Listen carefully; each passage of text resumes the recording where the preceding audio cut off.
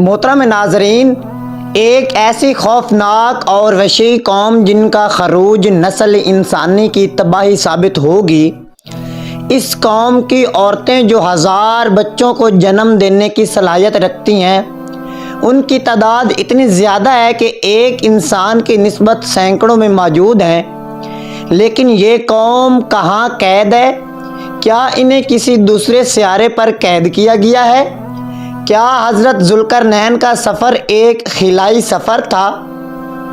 پیارے دوستو، ہم آج کی اس ویڈیو میں یاجوج ماجوج کے بارے میں ایک قرآنی واقعے کو جدید سائنس اور فلکیات کی روشنی میں پیش کریں گے۔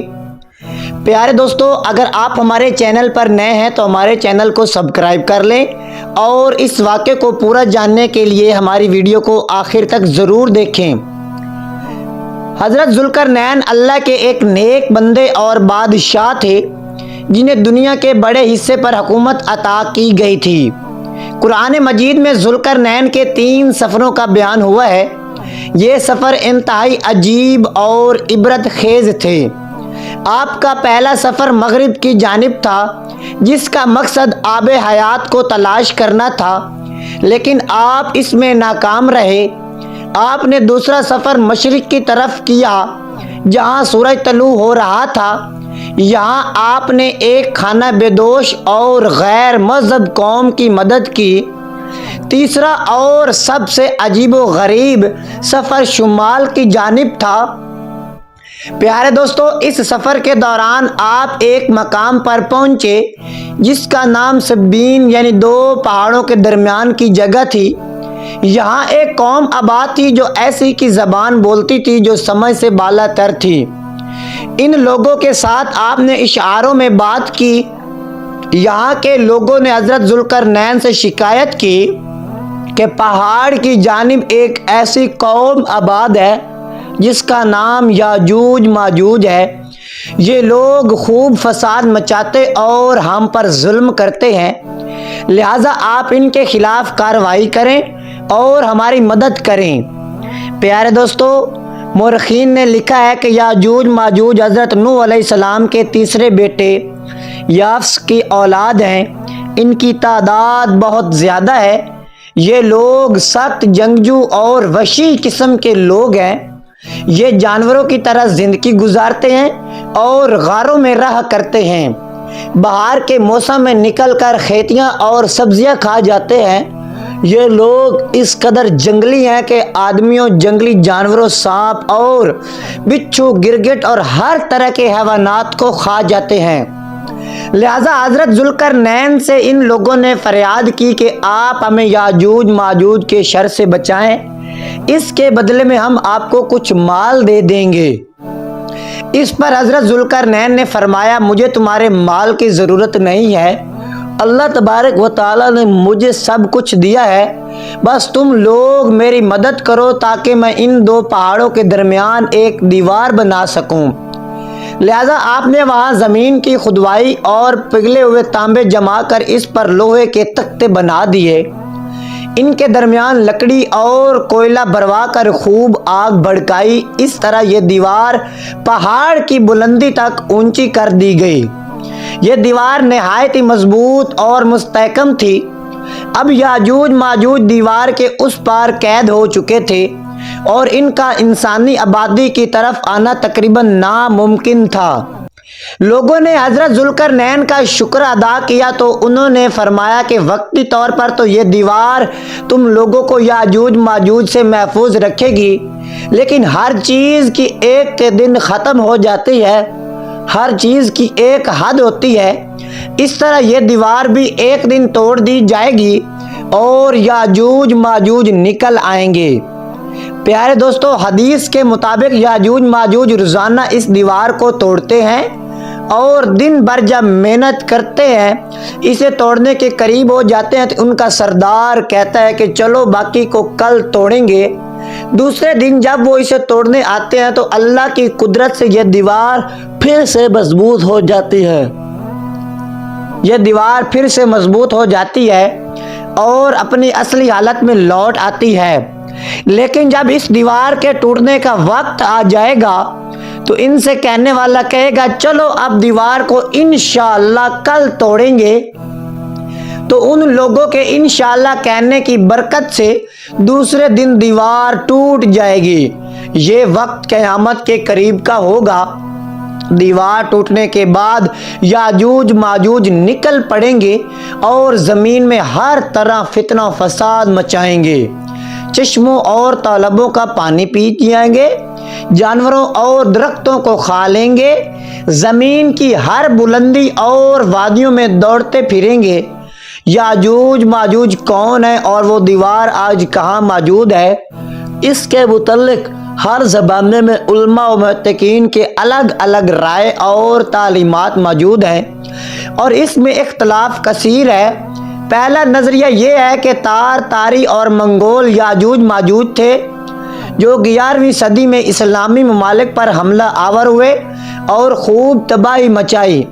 دوسری رائے یہ ہے کہ یورپی اور امریکی اقوام ہی یاجوج ماجوج ہیں، کیونکہ عیسائی لٹریچر میں بھی انہیں گوگ اینڈ میگوگ کی نسل سے جوڑا گیا ہے، جنہوں نے 18ویں صدی میں دنیا کے مختلف حصوں پر قبضہ کیا اور خوب لوٹ مار کی۔ تیسرا نظریہ ہے کہ ترک قوم ہے یاجوج ماجوج کی اولاد ہے، جنہوں نے عہد وسطی میں پورے وسط ایشیا پر اپنی حکومتیں قائم کی۔ لیکن اب سوال یہ اٹھتا ہے کہ وہ عظیم اور بلند دیوار کہاں ہے جو حضرت ذوالقرنین نے یاجوج ماجوج سے حفاظت کے لیے بنائی تھی؟ لہٰذا مختلف ممالک میں پائے جانے والی تاریخی دیواروں اور دروں کو یاجوج ماجوج کی اس دیوار سے جوڑا جاتا رہا ہے، جن میں دیواریں چین، دیواریں فقفار، جرمنی کا دیوار برلن اور روس کا درار شامل ہیں۔ لیکن یہ تمام دیواریں اتنی مضبوط نہیں ہیں کہ انہیں توڑا جا سکے، اور نہ ہی لوہے اور تانبے پلائی دیوار ہیں، لہذا یہ تمام تعویلات بھی فاسد قرار پاتے ہیں۔ جدید علماء و محققین نے یاجوج ماجوج کے متعلق ایک سائنسی نظریہ پیش کیا ہے جو قابل غور ہے۔ پیارے دوستو، اس نظریے کے مطابق حضرت ذوالقرنین انسان نہیں بلکہ ایک فرشتے تھے۔ جیسا کہ روایت میں آتا ہے کہ ایک دفعہ حضرت علی نے ایک شخص کو یہ کہتے ہوئے سنا کہ اور ذوالقرنین، جس پر آپ نے اسے غصے میں فرمایا، پیغمبروں کے نام پر اپنے نام رکھنا تم لوگوں کے لیے کافی نہیں جو اب ایک دوسرے کو فرشتوں کے ناموں سے پکار رہے ہو۔ اس روایت سے یہ ثابت ہوتا ہے کہ حضرت ذوالقرنین الیگزینڈر دی گریٹ یا سائرس نہیں، جیسا کہ کچھ لوگ انہیں دنیاوی بادشاہوں سے جوڑتے ہیں، بلکہ وہ ایک فرشتے تھے اور ایک مخصوص کام کے لیے مقرر کیے گئے تھے۔ پیارے دوستو، سورۃ کہف کی آیتوں میں لکھا ہے کہ بے شک ہم نے اسے یعنی ذوالقرنین کو زمین پر حکمرانی دی تھی اور ہم نے اسے ہر چیز سمجھنے کے لیے ایک راستہ دیا، تو وہ ایک راستے پر روانہ ہوا۔ ان آیات میں لفظ سبا کو محققین نے آسمان پر جانے کا راستہ قرار دیا ہے، جس راستے پر چل کر ذوالقرنین آسمانوں پر گئے تھے۔ حضرت ذوالقرنین ایک ایسے مقام پر پہنچے تھے جہاں سورج کا لے پانی میں ڈوب رہا تھا، جبکہ آج ہم جانتے ہیں کہ سورج غروب نہیں ہوتا بلکہ وہ بھی زمین کی طرح اپنے مدار پر گردش کر رہا ہے۔ عین ممکن ہے کہ حضرت ذوالقرنین اس راستے پر چلتے ہوئے ایسی جگہ پہنچ گئے تھے جہاں سورج غروب ہو رہا تھا، جہاں سورج ایک کالے پانی میں ڈوب رہا تھا۔ محققین نے اس کالے پانی کو بلیک ہول قرار دیا ہے کیونکہ 1400 سال قبل لوگ بلیک ہول سے ناواقف تھے، اس لیے اس کے لیے کالے پانی کا لفظ استعمال ہوا۔ حضرت ذوالقرنین کے تیسرے سفر کے متعلق یہ ذکر ہوا ہے کہ وہ ایک ایسے مقام پر تھے جہاں 2 سد یعنی رکاوٹ کے بیچ ایک قوم آباد تھی۔ اب ان 2 سد کے متعلق قدیم مورخین نے پہاڑ لکھا ہے، لیکن جدید تعبیر میں اسے پہاڑ نہیں بلکہ نبولا قرار دیا جاتا ہے، چونکہ فلکیات میں سد کے معنی کسی گلیکسی کے گیس اور گرد و غبار کا خطہ ہوتا ہے۔ یعنی تیسرے سفر میں حضرت ذوالقرنین ایک نبولا کے دہانے پر پہنچ گئے۔ عین ممکن ہے کہ وہاں آباد لوگ کوئی انسانی مخلوق نہیں بلکہ خلائی مخلوق یعنی ایلیز ہوں، جنہوں نے حضرت ذوالقرنین سے یہ درخواست کی کہ وہ ایک دیوار بنا دیں تاکہ وہ یاجوج ماجوج سے محفوظ ہو جائیں۔ جس کی دلیل یہ ہے کہ آیت میں لفظ ارض ذکر ہوا ہے، جس کے معنی صرف زمین نہیں بلکہ کائنات میں موجود مختلف سیارے بھی ہوتے ہیں۔ قرآن مجید میں مختلف مقامات پر 7 آسمانوں اور زمینوں کا ذکر ہوا ہے، لہذا یہاں ارض سے مراد ہماری زمین نہیں بلکہ اس کائنات کی دوسری زمین ہے، جہاں انسان نہیں بلکہ خلائی مخلوق آباد ہے۔ اللہ تبارک و تعالی نے حضرت ذوالقرنین پر خاص رحم و کرم فرمایا تھا، اور اس وقت جدید ٹیکنالوجی کی غیر موجودگی کے باوجود انہوں نے ایسا سد یعنی بیریئر بنا دیا جو ایٹمی سفیری گیس پر مشتمل تھا، اور یہ لوہے اور تانبے کے پگھلنے کی وجہ سے وجود میں آیا تھا۔ اس بیریئر نے اس سیارے کے گرد ایک دیوار بنا دی جس پر یاجوج ماجوج آباد تھے، اور اس طرح وہ اس سیارے میں قید ہو گئے۔ یہ کوئی نیا نظریہ نہیں جو صرف آج کی سائنسی علم کے مطابق بنایا گیا ہے، بلکہ اس سے ملتا جلتا نظریہ صحابہ کرام کا بھی تھا۔ مثلا حضرت علی نے فرمایا تھا کہ اللہ نے بادلوں کو حکم دیا کہ وہ ذوالقرنین کو جہاں چاہے وہاں لے جائیں۔